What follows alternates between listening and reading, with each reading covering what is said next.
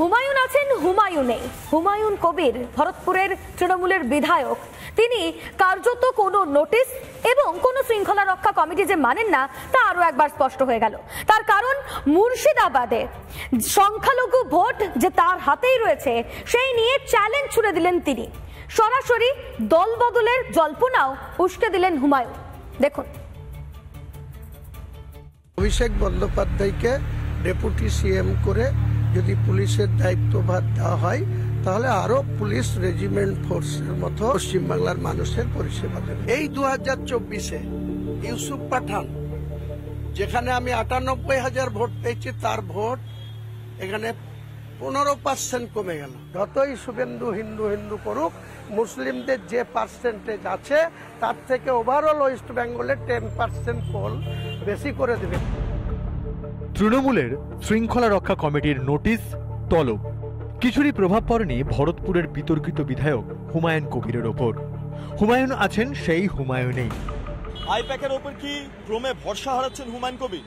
মুর্শিদাবাদের ক্ষেত্রে পৃথক রাজনৈতিক যে লড়াই তার কার্যত কৌশল ইতিমধ্যে অবলম্বন করছেন তৃণমূল বিধায়ক হুমায়ুন কবির। মুর্শিদাবাদের ভোটারদের বড় অংশ সংখ্যালঘু, আর সেই সংখ্যালঘু ভোট ব্যাংক নিয়ে কার্যত ফিরাদ হাকিমকে চ্যালেঞ্জ ছুড়ে বসলেন বিতর্কিত হুমায়ুন। 40 লক্ষ ভোটার আছে নন বেঙ্গলি মুসলিম, তাহলে তাদের নেতা জনাব ফিরাদ হাকিম, আর আমরা কিন্তু 2,10,00,000 বাঙালি মুসলিমদের প্রতিনিধিত্ব করি। আমরা তাদের স্বার্থ দেখব। নাম হুমায়ুন কবির, শুধু চ্যালেঞ্জ করেই থেমে যাবেন তা কি হয়? মুর্শিদাবাদের ভোট ব্যাংকের মাসিহা যে হুমায়ুন বুঝিয়ে দিলেন তাও।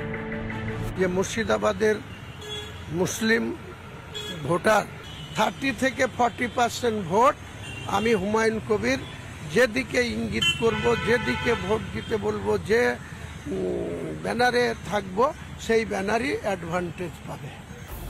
বাংলার দরজায় কড়া নাড়ছে বিধানসভা নির্বাচন, তার আগেই কি তৃণমূলে আসবে বড় ধাক্কা? ইঙ্গিতপূর্ণ ভরতপুরের বিধায়ক। তৃণমূলের হয়েই ভোট করার চেষ্টা করব, তৃণমূলের হয়েই ভোটে লড়ব। যদি অ্যাক্সিডেন্টলি কোনো কারণে চক্রান্তকারীরাই সার্থকতা লাভ করে তখন ভোটাররা কোন দিকে আছে সেটা সময় আসলেই তার জবাব সে যে কোনো ব্যক্তি হোক সে পেয়ে যাবে। একের পর এক বিতর্কিত মন্তব্য, তাও হুমায়ুনের প্রতি নরম তৃণমূল কংগ্রেস। রাজনৈতিক মহলের দাবি তৃণমূলের লোক দেখানো বকাবকির পিছনে রয়েছে সংখ্যালঘু ভোট ব্যাংক।